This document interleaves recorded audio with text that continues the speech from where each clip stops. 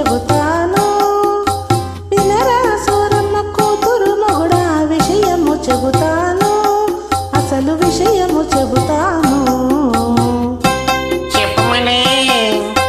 Car మబ్బులు కమ్మే వేళ, కాకులు గూటికి చేరే వేళ, చందమామ తొంగి చూసే వేళ, సన్న జాజులు పూసే వేళ,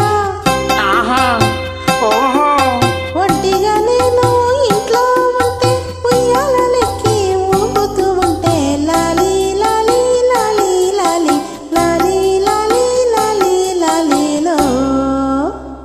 ఏం జరిగింది? తలుపు కిర్రున చప్పుడైనది, గుండె చల్లున కొట్టుకున్నది.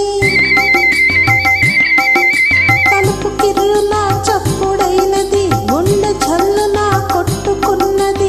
మెల్ల మెల్లగా కళ్ళు తెరచినే వచ్చినదెవరో చూశాను, వచ్చినదెవరో చూశాను.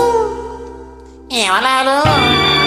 నల్లని వాడు, గుంట కన్నుల వాడు, గుబురు మీసాల వాడు, అయ్య బాబోయ్. 6 అడుగుల పొడుగువాడు, ముద్దులిమ్మని నన్ను అడిగినాడు. వాణ్ణి నేను నలికెత్తాను.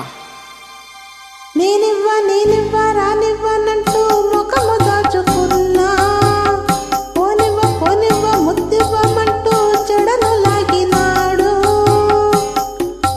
అమ్మా నాన్న కాపాడమంటూ అల్లాడిపోయాను.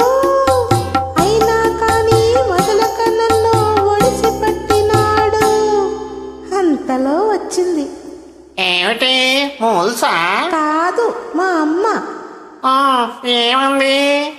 వెళ్ళవే నా తల్లి, వెళ్ళవే అమ్మా, ముద్దులిస్తే నీకు డబ్బులిస్తాడు, మంచి బట్టలిస్తాడు, డబ్బులిస్తాడు, మంచి బట్టలిస్తాడు అని ముందుకు తోసింది.